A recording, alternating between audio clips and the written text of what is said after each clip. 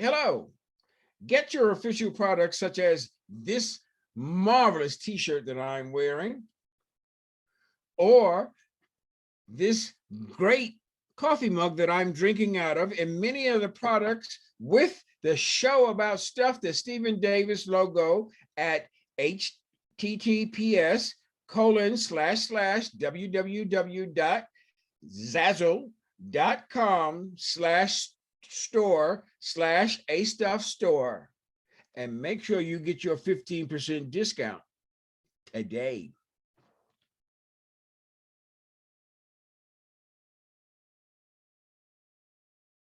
Welcome to a new podcast show about stuff. It's the show about stuff, the Stephen Davis Show. Here's your host, Stephen Davis. Welcome to this week's episode of the show about stuff, the Stephen Davis Show. Today, I'm so happy to have a hip-hop pioneer in my midst, Mr. A.B. Money, who collaborated, worked with, and produced many successful artists such as Tupac, Wu-Tang Clan, Big Daddy Kane, and Busta Rhymes. And you will find out who the biggest star that he worked with. Welcome, AB. How are you doing today? Oh, man, I'm blessed, brother. I'm blessed. How you feeling, man? Good. Thank you so much for being here. So, AB, tell us, first of all, starting off, how did you get the name or choose the name AB Money? You want to hear something? I got a best friend. He actually lives in South Carolina now, down here with me.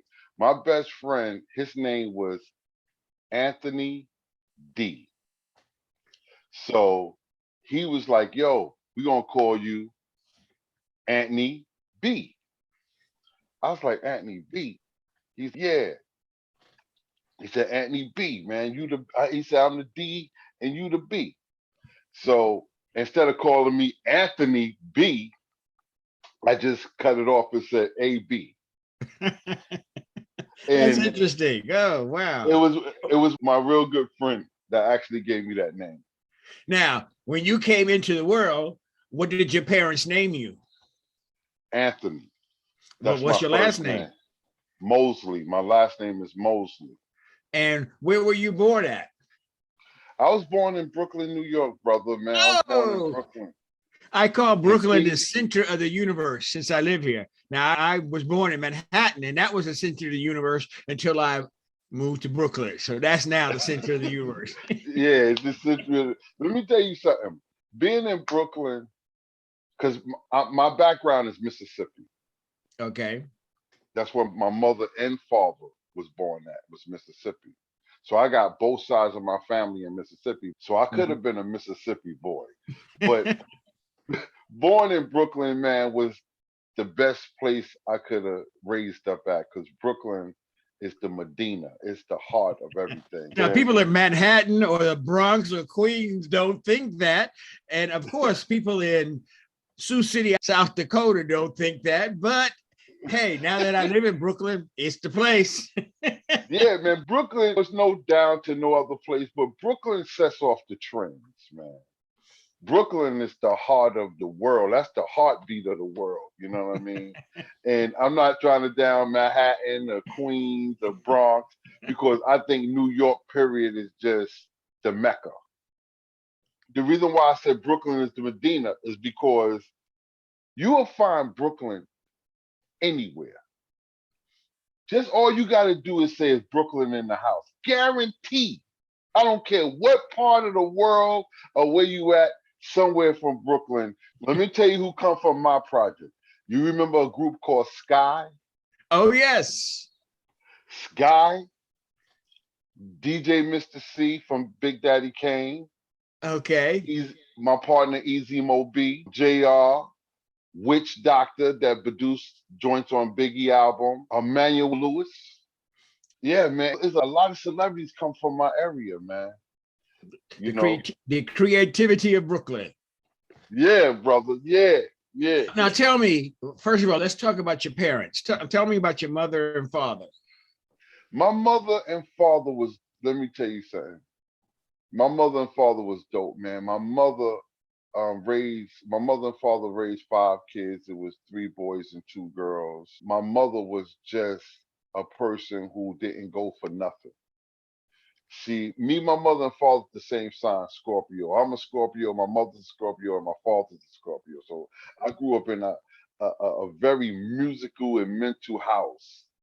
Like my mother and father both was talented. I come from a talented family. Like my whole brothers and sisters, all of them is talented into entertainment. My mom, she was just What was her a, name? What a was her name, first of all? Mabel Mosley. Okay, Mabel Wosley. You know, one of them old school names, Mabel. She raised us in the entertainment business along the side of my father. I come from good parents, man. So I grew up in the church world, understanding what the gospel music and the gospel was about. That's why I have a deep spiritual thing about myself because of my parents. My mom's was just very entertaining. I come from a house that when we grew up with Pity Pat and Poker Game. And I call it in one of my songs, I'm gonna send to you too. And I say hot sauce and fish grease. And the reason why I say hot sauce and fish grease because I came from the women, my moms and them would cook the dinners while my father and them, his friends would bring the liquor and stuff. So I'm very family and orientated. So I come from that background because of my mom's being around my uncles, being around my cousins, growing up with them. So my mom's was like a woman who she was the glue to everything. And You your know, father? What was my your father's my name? father my father name was Freddie. Freddie Mosley. Yeah. And Freddie, he where we all get the talent from. That's where I truly get my talent from. My father was one of the greatest dancers in the world. I grew up battling. I was the one of the best dancers in New York coming up in my days because that's where I started from. I started out dancing and I used to battle everybody. If I knew you knew how to dance, I was coming to you. I battled everybody from some of the biggest names. I battled them, street battled them, pop locking. I used to pop lock. And I was one of the best pop locking dudes back in the early 80s. Okay. So Well, my father, let's stick with your father right now because I want to talk about growing up in Brooklyn. okay, my father basically was one of the, like I told you, was one of the best dancers in Mississippi. And when he brought us to Brooklyn, my father was a hardworking man that took care of his family. My father was there the whole time with my family. You know what I mean? I Okay. grew up with both of my parents in the house together. And my father was just dope. My father used to can whistle a song like he's singing it. I have Oh, never heard no man do that. I never heard nobody do it. My father can whistle. And you know how you hear the vibrato in somebody's voices when they singing? yes. My father can whistle and you can hear that in his whistle. Like you would think my father's singing if he whistled. Okay. So Now my you father, you grew up in Brooklyn. First of all, let me ask you a question. How did they get from? Because most people from Mississippi migrated to uh, Chicago. to Chicago first, but then it got cold. Because I have a lot of people say, "Oh, it was too cold," so then they moved to Los Angeles. Right. How did they get to New York? They got to New York because of my father. My father, mother came to New York. My father brothers came to New York. So my father was the one who led the trail out of Mississippi because my Okay. father was the oldest boy. He was the oldest in the family out of Mhm. his brothers and sisters. So they followed my father to New York. Mhm. They got there because my father was tired of, I think, picking cotton and I think he used to drive the bus of the cotton, Oh, would okay. drive the people on the bus of picking cotton. And they just wanted to come to New York to make a better world because everybody was hearing about go, go to New York and you can make a better life for you. And that's what my father did. Came to New York and he started messing with gold and silver. And that's what he did for his career. You know what I mean? But that's how he took the time out to say, you know what, I'm not gonna let my kids waste their talent. So he started putting the talent into us and had us doing many shows. My father was like our manager too. My father took us around. I performed in every club in New York because of my father. Now, where in Brooklyn did you all land? What part of Brooklyn? We landed in Brownsville. We landed in Brownsville in a place called Atlantic Avenue in Saratoga. That's where Mike Tyson grew up at. I lived like next door to Mike Tyson all of my life.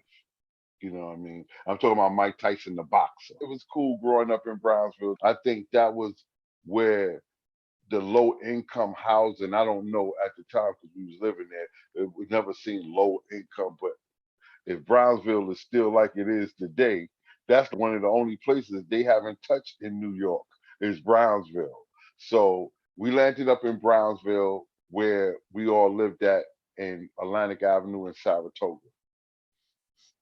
Actually, going to the airport, you go down Atlantic Avenue and you see all the new buildings that's going up in Brownsville. I just came from Brownsville 2 days ago, Mhm. and I see they trying to get Brownsville, but they didn't get deep up into Brownsville yet. But I know what you're saying about I seen the new buildings because where I lived at, it's all new buildings. The building where I come from, they put up all new buildings. I almost didn't recognize it. So yeah, they really building in Brownsville right now. I know they took over Best Style. Yeah, hey, it's here. Now, what your first school? Where did you go to?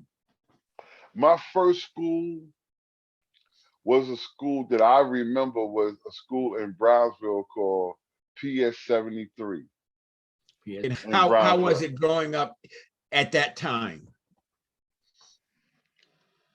It seemed like we didn't have a worry in the world, man, because my mother and father didn't let us see no struggling, no hard times. I grew up cool, man. It was cool in school because when I landed there, I got a lot of friends. I always attracted a lot of people and I attracted some real good guys around me. Mike Tyson was one of them. I used to be hanging out with Mike Tyson back then, and I had a good friend, two friends named James. Both of their names were James. One lived it on Sumter Street, and one lived it on my block, MacDougal Street. And them two dudes became my best friends. Okay, and then you went to junior high school. My mother and father did a lot of moving. So I went to a lot of different schools. When I was living in Atlantic Avenue, I went to a school called 78. Then we moved from Atlantic Avenue to MacDougal Street.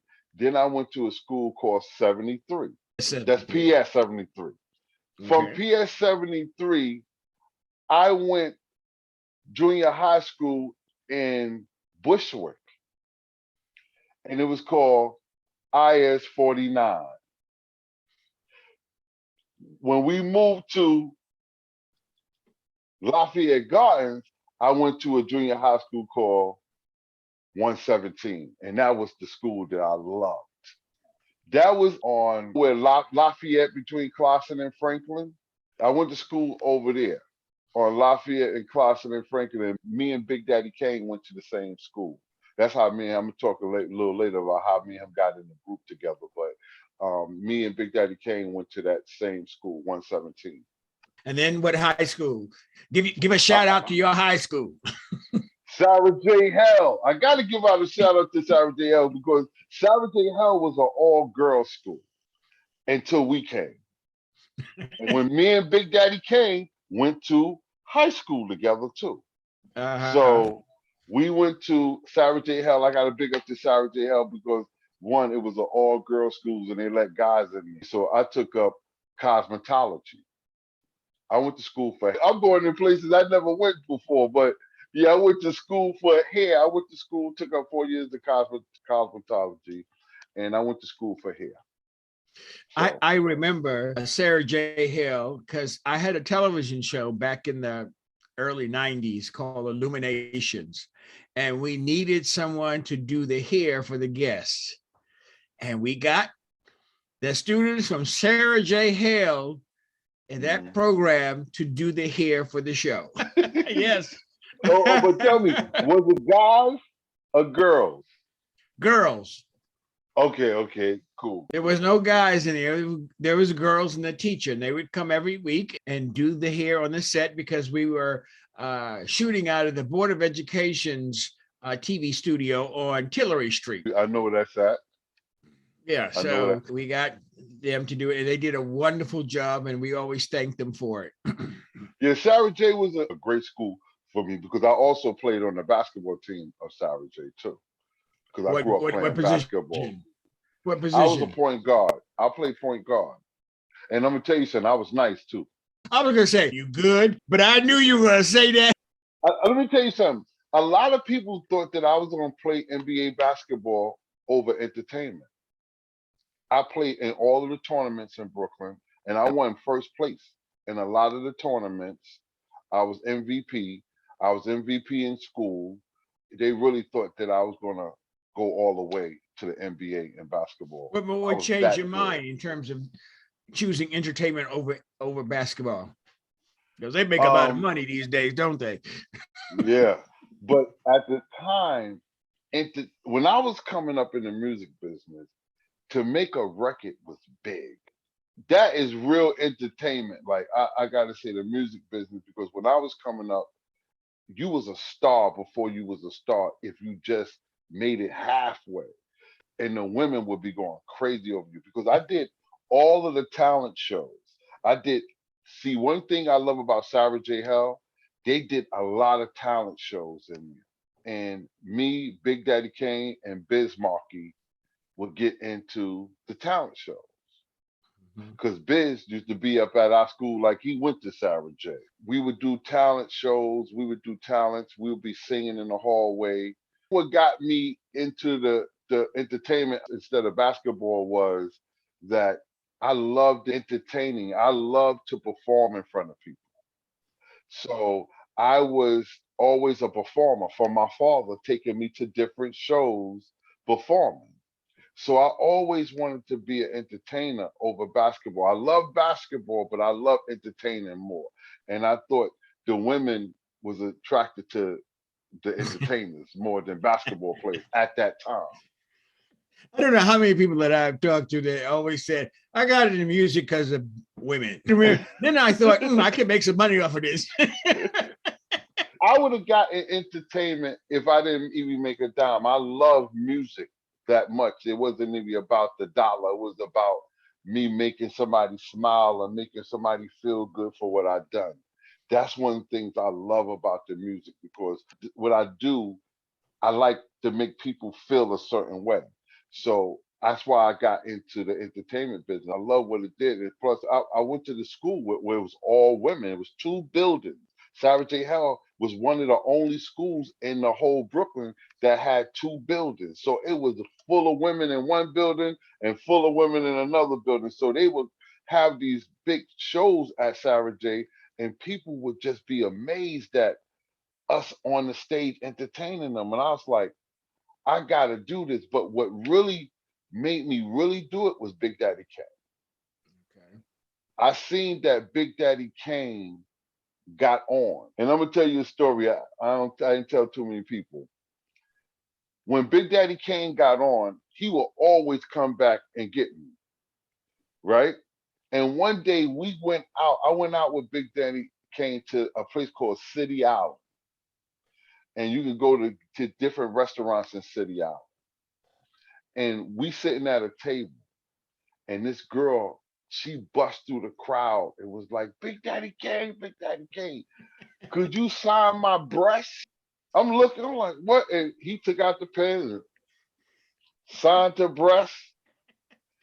I said, did you, when you left Sarah J. Hale, did you go on to college or you started your career in terms of music? My last year, I started to really get deeper into the music business. And that's when Big Daddy Kane was on already. Instead of going to college, I went to my friend named Sudan. Sudan was a dude that had a lot of money.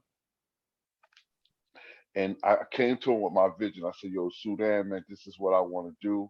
because I don't want to go to school because I'm tired of school now. I said, I want to get into this entertainment business and I need help. I said, yo, man, I would love for you to help me get in the business. He was like, what I know about the music business. I said, I'm gonna need a loan, but before I get a loan from you, I want to show you what I can do before I come and you just asking you to put up money for me. He's like, what you talking about? He said, all right, so do what you do. So instead of asking him for the money, I went to Big Daddy Kane. I said, yo, Kane, yo, man, if you can put us up in the studio and I can make a demo for my man, maybe I could get somebody to help me with the music. So he was like, okay, cool. He put me up in the studio, me, my partner, Easy Mo B, and I had went and got Easy Mo B because at the time he was in the crib just messing with records. He wasn't even producing or nothing like that. And I was like, I got these two friends that I want to bring into the music business, man. And they didn't really know too much about the music business, but they had a music background. So I started talking to Easy Mo B. I started going to his house. His mother wouldn't let nobody in the crib. So, and I would go there, yo, man, you need to get in the music business. Come on, man. He was like, ah. So I said, yo, I got Kane. He said, Kane? I said, yeah, I got Kane. He gonna give us the money to put for I could put us in the studio to record. So he gave us the money, and not only gave us the money, he was signed to Warner Brothers at the time. So what he did is came to the studio with us, and he talked on the record. And when he talked on the record, he said, yo, this is the Big Daddy Kane, and I'm kicking it smooth with the group called Riff. So I took that demo to Sudan, and I said, listen, he was listening to it. He heard it. He gave me $275,000. Oh, He gave it to me in a knapsack on DeKalb Avenue. I'm on Lafayette. I walked with this knapsack full of money from DeKalb to all the way to Lafayette with my knees shaking. I'm trembling now with this money because I'm like, I don't know. My friends are calling, hey, B. I'm like, yeah. So I goes upstairs. I open up the bag. It's 200 and something thousand dollars. I didn't see him for the next 2 to 3 months. He left and left me with the money. I was so afraid. I was like, because I'm calling him, he wasn't picking up the phone. Nothing. I did not touch not a dollar of the money. I had the money sitting in my crib in my house for 3 months. So he finally came back and was like, yo, so what did you do? I said, man, I didn't do nothing. You didn't tell me what to do. He said, I gave you the money. He said, you didn't do nothing. I was going to touch this money. You didn't tell me that I could touch it. He said, man, take this money and do what you got to do. I said, what? I went to Easy Mo B. I went to JR. I said, what you making that job? They told me how much they was making at their job. I said, yo, we're going to double your salary to quit your job. They said, quit? We ain't quitting no job. I said, look. I showed them that bag of money. They was like, hello, excuse me. that's a precious story. Whoa. Really. I'm giving you the exclusive, right?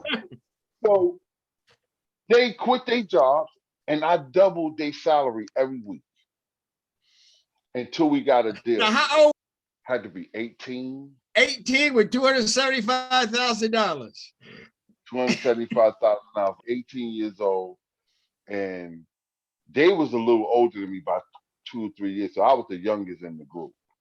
Mm-hmm. I know they probably like, I'm the youngest, but you the one who got us quitting the jobs and stuff like that. We went in the studio. We started recording songs. Then Sudan started coming to the studio with us and seeing. So I said, yo, Sue, you got to read the book of music. I started talking to Sudan. I'm the one That was the book. This business called music. Yep. So he started studying it, learning it, because he was already a smart dude. Started learning it. So while we in the studio recording, he was already making trips to California. So when he was making trips to California, he met these two guys named Shakur and Tommy. Tommy and Shakur had connects to the record labels out in Cali. So soon as we did the demos, and nobody was doing what we was doing. We was one of some of the first dudes that was mixing singing with rapping. So he took our demos out to California and they signed us for $450,000.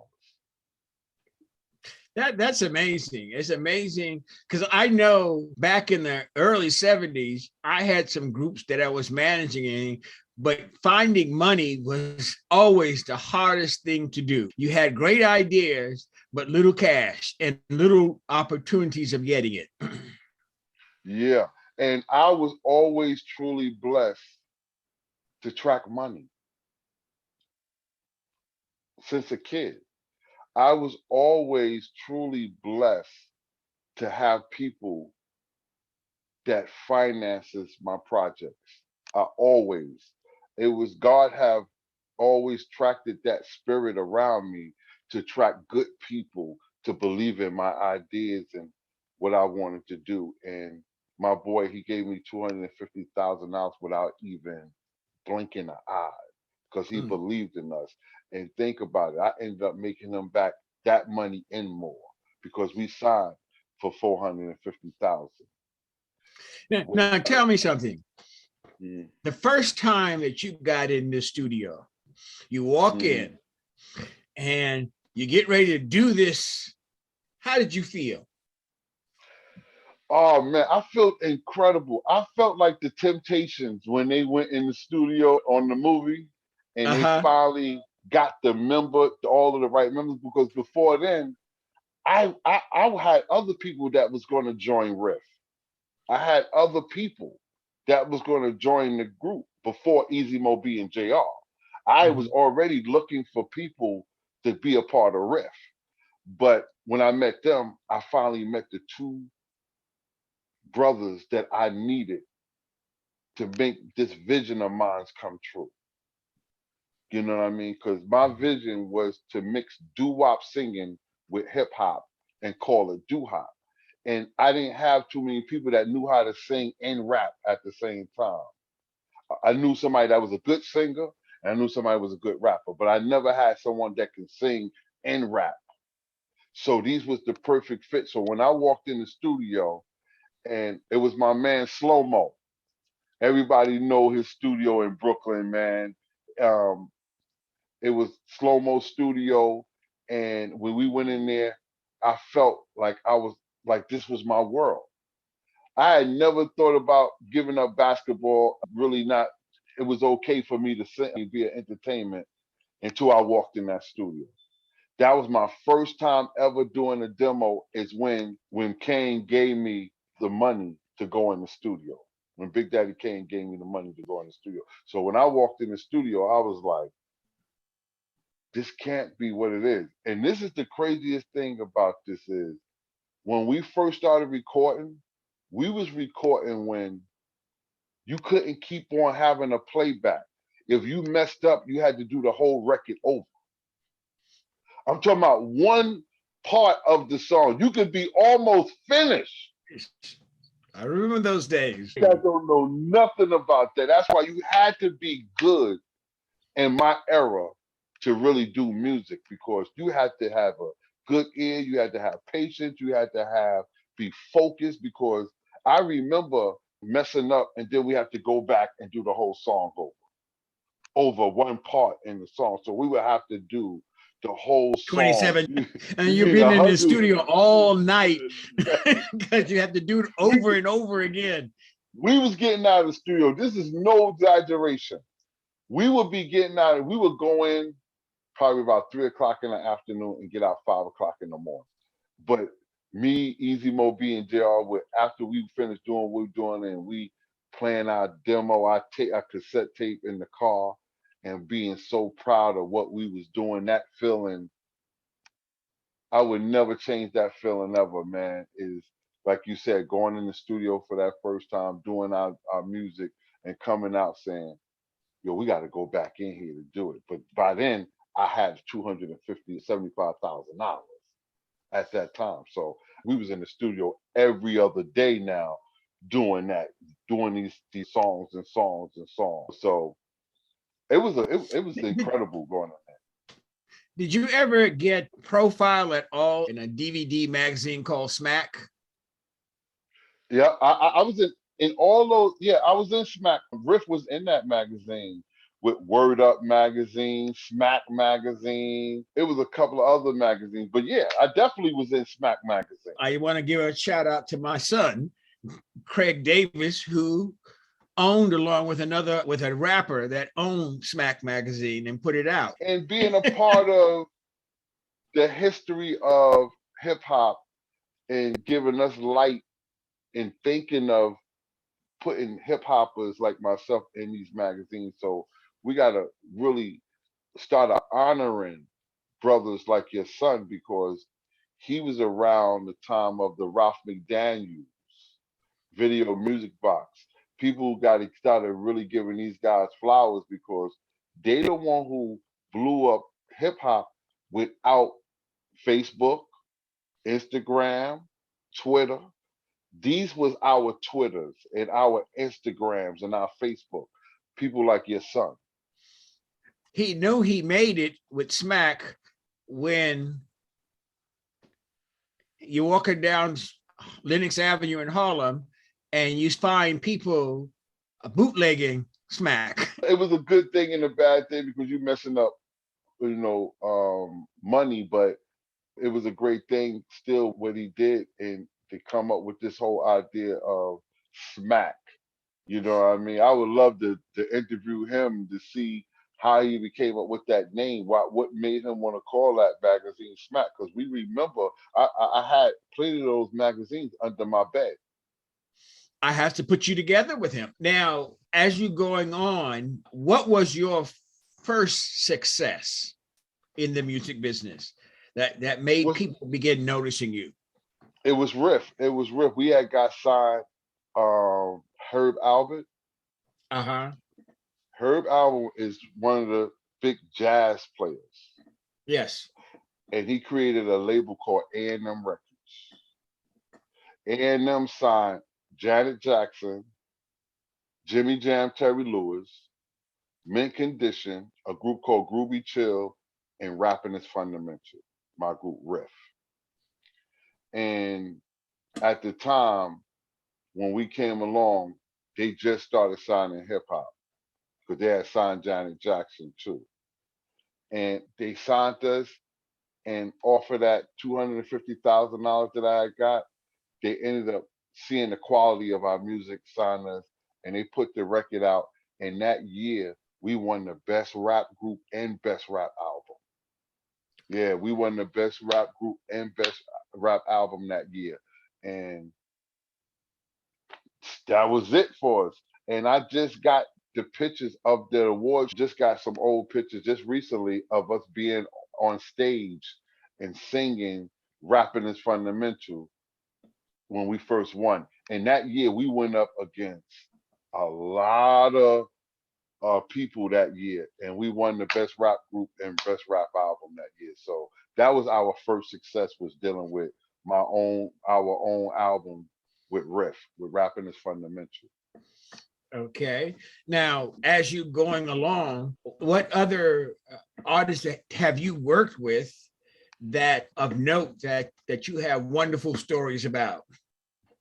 Let's go back to Big Daddy Kane. Okay. Big Daddy Kane, I told you he gave me the money to put me and Easy Mo B and JR in the studio. What I started doing with him is trying to push Easy Mo B on Big Daddy Kane, because I knew Easy Mo B had the tracks. So I would go to Big Daddy Kane house like every day. Yo, man, you gotta check out Easy Mo B, man, because he got beats, man. He got beats.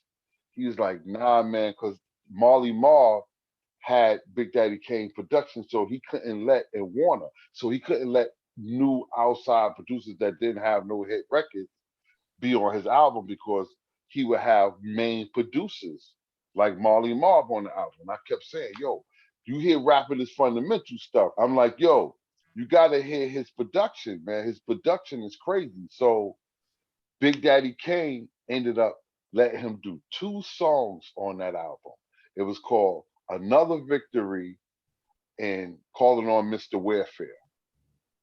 So when he did it, that album went gold. That album went gold. So now Easy Mo B brought the success to Rapping is Fundamental from doing them two songs that everybody knew that I'm the one who hooked it up for him to even do the music for Kane. And when Kane, then after that, Kane started having us sing on his records. He was like, yo, okay, y'all could do the beats. Now y'all could sing on the records. So I'm on a few Big Daddy Kane songs. And Riff, we started singing on Big Daddy Kane songs. And by Kane being successful, got attention to us. Okay. And now you move from Big Daddy Kane. What other stars that you were involved with at that time? Man, we got involved with everything. I started doing Nice and Smooth, Little Sean, Houdini, Busta Rhymes, and then Easy Mo B you started hearing stuff from Craig Mack, Biggie, Tupac, Miles Davis, Heavy D. Let's stop. At the very beginning, I had said to my audience that you had the privilege of collaborating with one of the biggest stars ever. And who was that? You mentioned him? No. Heavy D? I'm talking about Miles Davis. Oh. That's the man. Stuff out. Let's cut it all out. You're right. Miles Davis, I had a chance to work with Miles Davis, man. And Miles, I can tell you stories beyond story. What you want to know about Miles Davis, because not only we got a chance to work with one song, but Easy Mo B brought the whole musical thing together, and we got to do Miles Davis' whole album. Now, name that album. That album is called The Doo-Bop Song. The Doo-Bop Song. And it was the last album that Miles Davis did. I remember the album very well because I have both the album and the CD. We won a Grammy. A Grammy for that album too. Okay. And Miles, man, was incredible. And then he named the album after a whole thing with us with the doo-bop. He named the doo-bop song because my album was called on A&M Records was called The Doo-Hop Legacy. Uh-huh. And he just mixed the bebop with the doo-hop. And that's why the album was called The Doo-Bop Song, because it was mixing our doo-hop with his bebop. And he named the album right after the title that basically we gave to him. How was it working with him at that time when he was sick? It was great working with Miles because we didn't know he was sick. He didn't act sick. He didn't move like he was sick. He was just a dude that was about very musically inclined. Let me tell you a story. When we was recording on Miles Davis' album, it was a time that I would be in the studio watching him.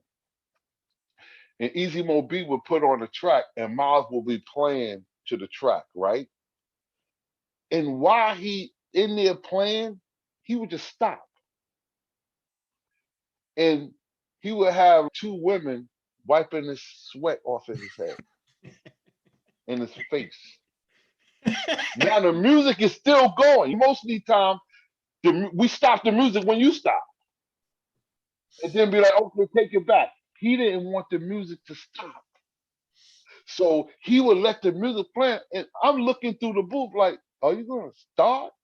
Are you going to let these people keep on wiping off your head and your mouth and your neck and stuff like that? Because you were sweating, they was wiping it, giving them water and stuff. I'm like, who is this dude? So then he would go back to playing after he took a little break while the music is still recording. I had never seen that before until I worked with Miles Davis. And he would just be playing the music, and then he would stop again. Let these people wipe his face off and stuff like that. And he would always be going like this with his mouth. And I'm like, are you gonna play? We letting the track just keep going when we don't normally we'll stop the track. But he would come back to playing again, and it came out incredible, man. It came out incredible. You got to check out the video. The video is out. It's called the Doo-Bop Song with us singing and rapping on that song. Okay, I will, because I love that album. That was one of my favorite albums. Oh man, thank you, man. Because Miles was definitely different. He wanted to try different stuff. I heard that actually Quincy Jones and Prince had supposed to did this album, but he really wanted to do something totally out of the box, and that was mixing jazz with hip hop. It was a great Um, idea. It attracted me. I wasn't so much into hip hop, but that album made me stop and listen to certain hip hop artists. that's what Miles wanted to do with I think all of his albums. He always each album he wanted to bring a different audience to himself. And this last album, that's like Miles went out with a bang. He did a He did. jazz hip hop album. You know He what I did. mean? Most definitely did.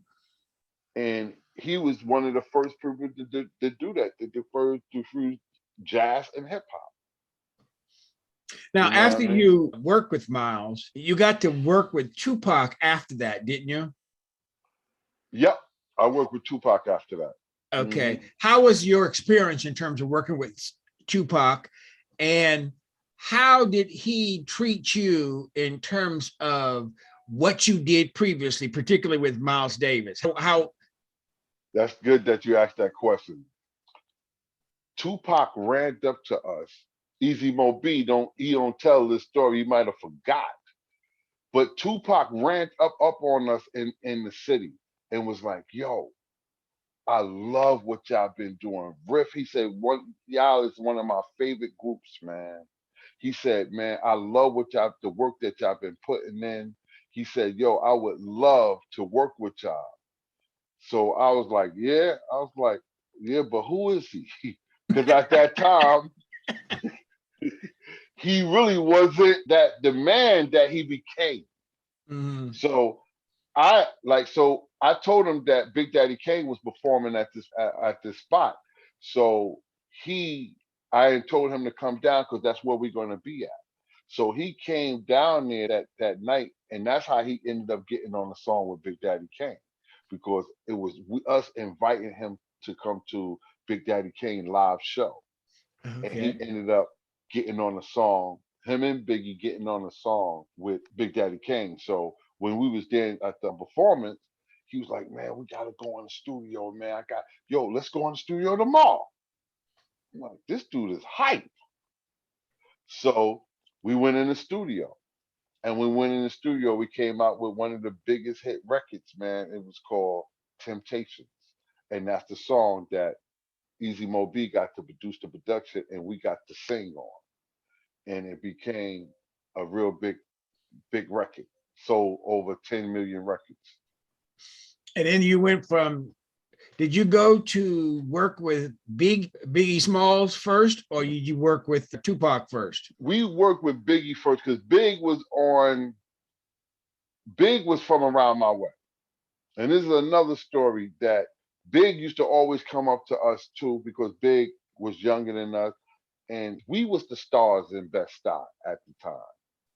So Biggie always wanted to work with us too. And I always used to tell him before DJ Mr. C, I would tell Big, because my man Kev, he was down with Biggie.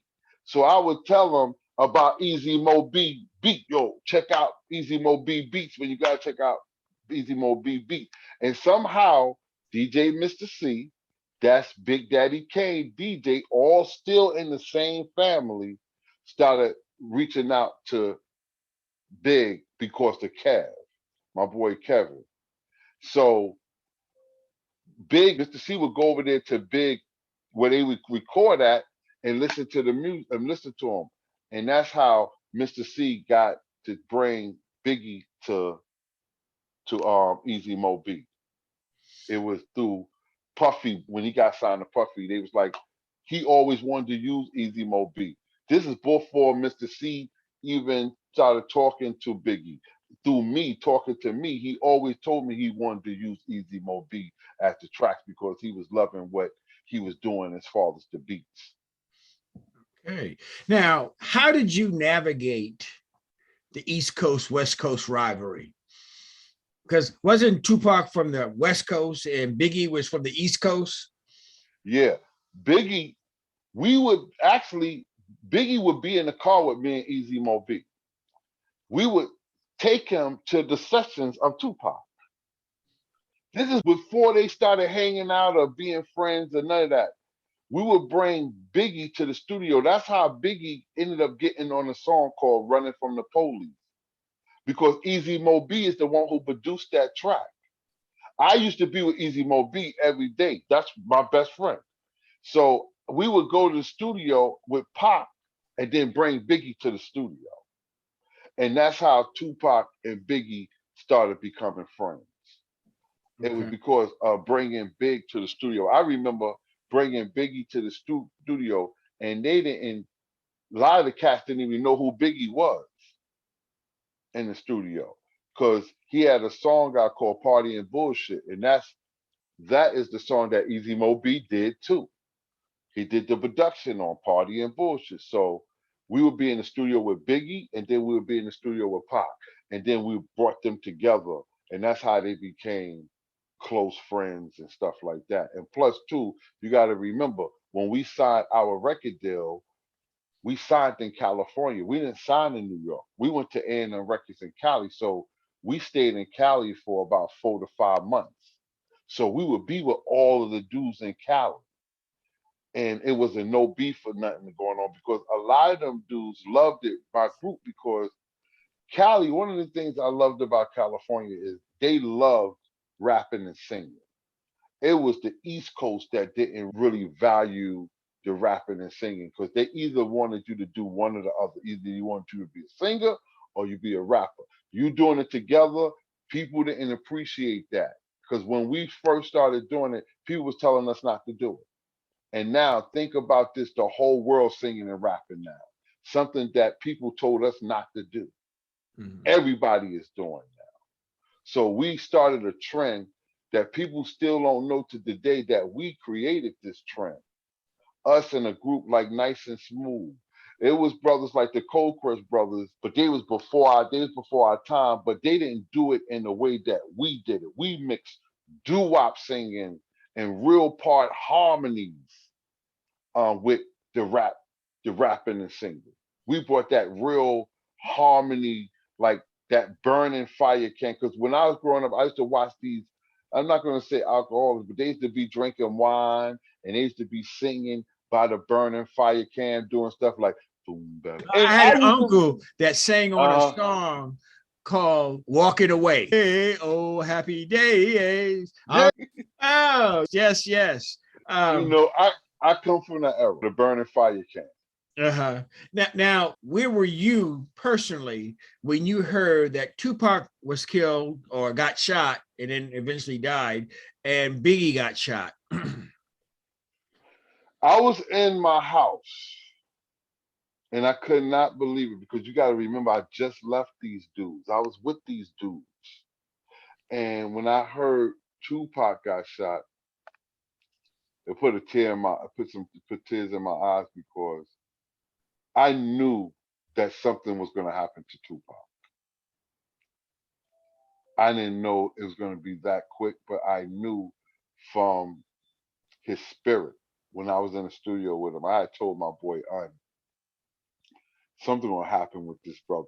And I don't know, but I feel like bad spirits around him. Not him, because Tupac was a good dude, but just it was this bad energy around him. So when I heard it, I was like, it put tears in my eyes, because I knew that we lost a poet. Like I looked at Miles Davis, and Tupac could have been on the same level as Miles Davis. I think Tupac was a genius like that in his own, and a very creative brother. So I was home, man, when I heard that. And I remember calling JR and Easy Mo B and telling them what happened, because I got the news of Tupac getting shot before New York got it because I had people out there in Vegas at the time.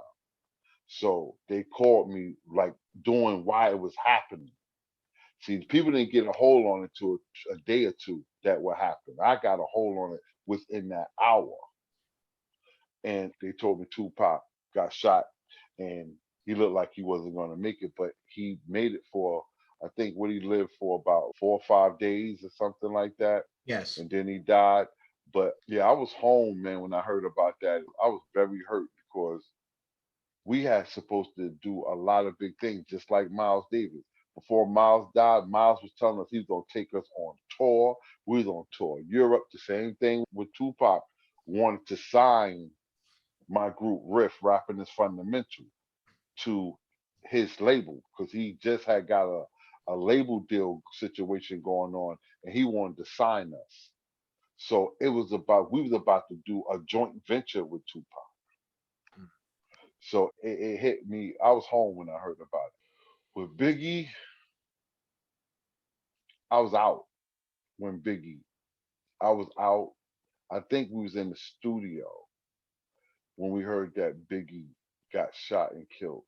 We was in the studio, I think, and I remember we stopped the session and we couldn't even do the music no more because Biggie had got killed. Because Biggie was a little dude around my waist. So he's different from Tupac. Biggie was a dude that looked up to her. All them dudes looked up to us, but Biggie and we was celebrities before them. You know what I mean? Like over 6, 7 years before. Biggie was like more of a personal homeboy, a friend that just got killed. You know what I mean? So we took that to the heart. You know what I mean? Because Biggie lived it right down the street from us. St. James. Yep. Oh yeah. Had a house on Vanderbilt Avenue. So you the Brooklyn native. You are Brooklyn, man. No, actually, I was born in Manhattan. But Oh, my father was money making military. Manhattan. My father was military, so I grew up all over the world. But we always came back to New York because we had my mother's mother was here. My father's mother was here, and they lived. One lived on 115th Street in the East. It's called the Martin Luther King Project now, but it was at that time the Stephen Foster Projects. And the other lived on the corner of Madison and 131st Street. But how do you end up in Brooklyn? I was living in North Carolina, and I got a job specifically to be able to move back to New York and having a job, not look for a job when I get to New York. I wanted to have a job, and I had an apartment, and it was Brooklyn. So why you chose Brooklyn though over Queens, the Bronx, Staten Island? Why Brooklyn? Because at the time when I was married to someone that was from Brooklyn.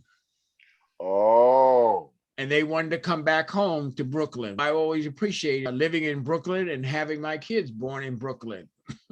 Oh, so your kids was born in Brooklyn?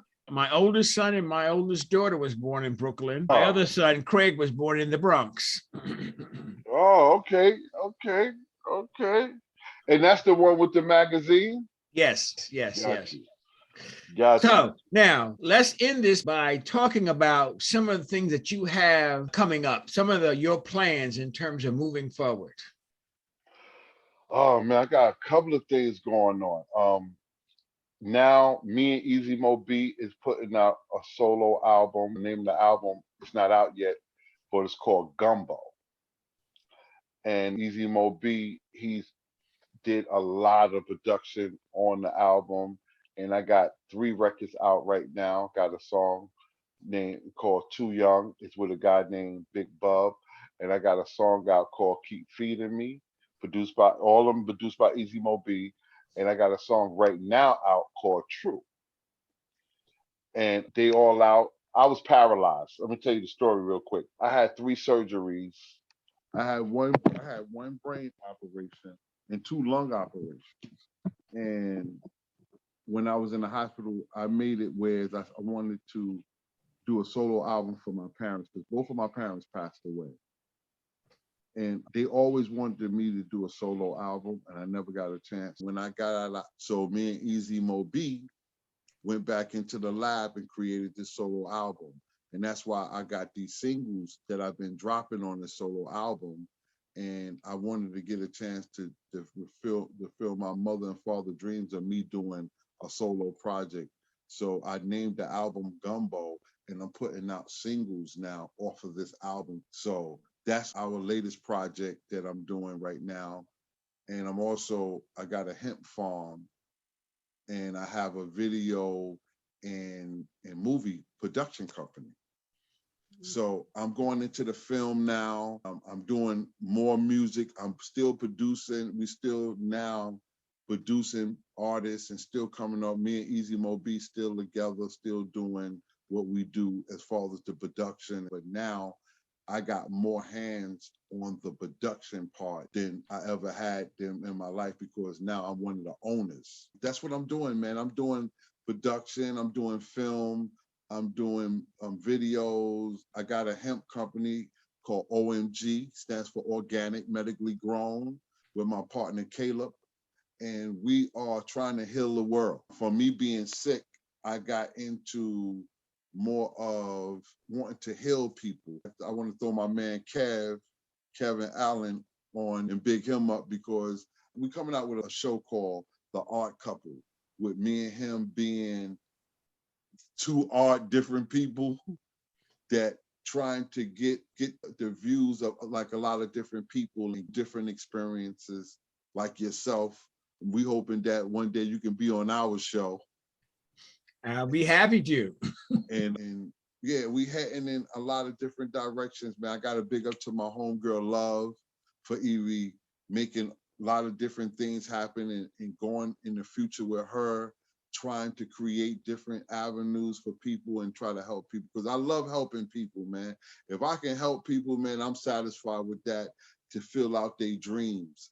And that's what I want to be a part of, making dreams come. That's what I've been doing lately. I want to give a big shout out to my homegirl, Shaqueen, my boy, the Soul Survivors, the Nation, and look forward to more music from us with JR and Easy. I congratulate you on your wonderful success. You've been around for quite some time, and it's appreciative to have you as a role model for our kids in terms of growing up and not learning that they could be whatever they want to be if they have the mental fortitude and stick-to-itness that it can happen. So thank you so much for being on my broadcast. Hold up for 1 minute. I got to big up you. I got to give you the big up, man, because I want to say I'm proud of you and what you're doing too, brother, and giving us an outlet. More brothers like you, man. God bless your soul, because you give brothers like us outlet. You help a lot of people.